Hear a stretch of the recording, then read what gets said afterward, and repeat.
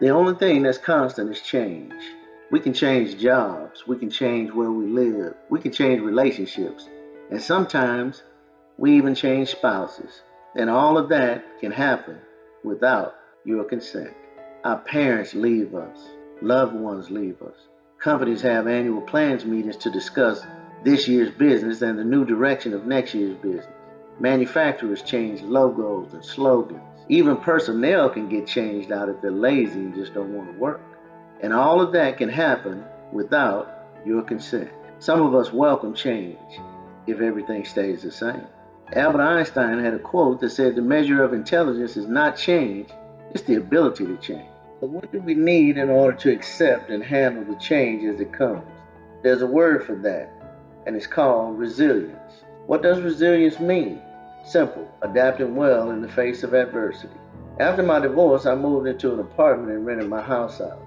And my daughter at the time was about 3, 4 years old. She would come over on the weekends and I would walk her down for school on Monday morning to catch the bus. This one particular morning, I walked her down and I was heading back to the apartment. I got a phone call from mother, and she could hear in my voice when I answered something was wrong. Her response was, "Boy, what is wrong with you?"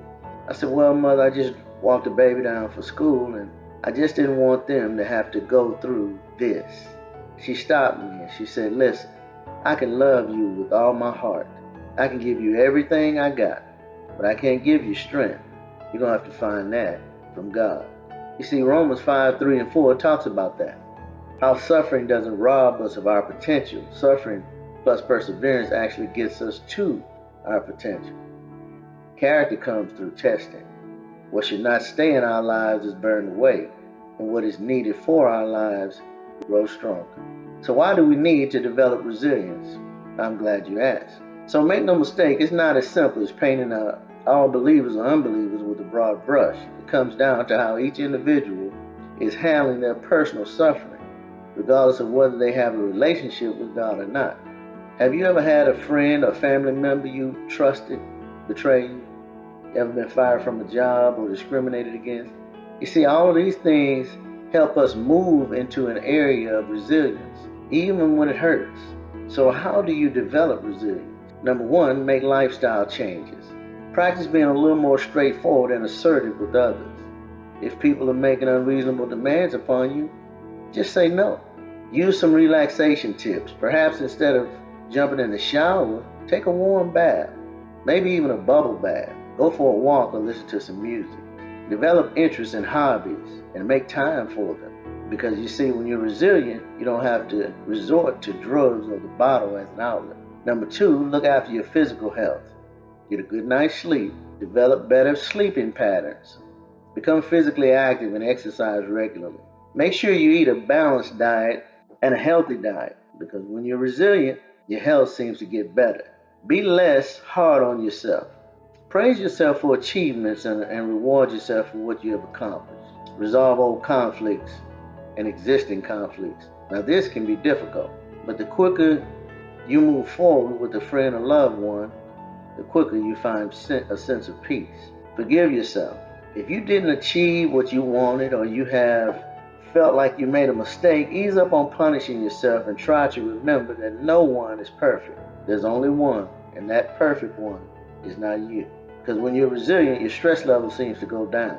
I consider myself fortunate. I've had multiple friends and we've shared and talked openly about a lot of different things. People I trusted. Sometimes in a relationship, we may have stopped communicating for whatever reason, but I've learned sometimes they're not in your life for the long haul, and that's okay. I now enjoy friendship through a different set of lenses because God is in control of my life in every area. We can understand that and accept that. You can thank God for the time that you had together. But make no mistake, I have felt betrayed. We all have been hurt by someone we trusted. You can learn to become resilient. Learn to handle and accept the change. You see, resilience is not a numbness. We still feel, we still hurt, we still experience, but we keep going. It is the ability to be steadfast and unmovable. There will be times in our lives when pressures mount or we experience pain and trauma, and at points we will struggle to cope. However, through learning about ourselves and realizing what we can and cannot manage, we will be able to develop strategies which allow us to become resilient, to take these difficulties in stride, and to feel confident in our abilities to manage. This is a process like any other and does not just happen, but in each of us there is strength and courage we did not know we had. In each of us there is resilience. This has been KR Henderson. If you like what you have heard, please hit the subscribe button and like. And remember, as always, God believes in you. I believe in you. Stay safe.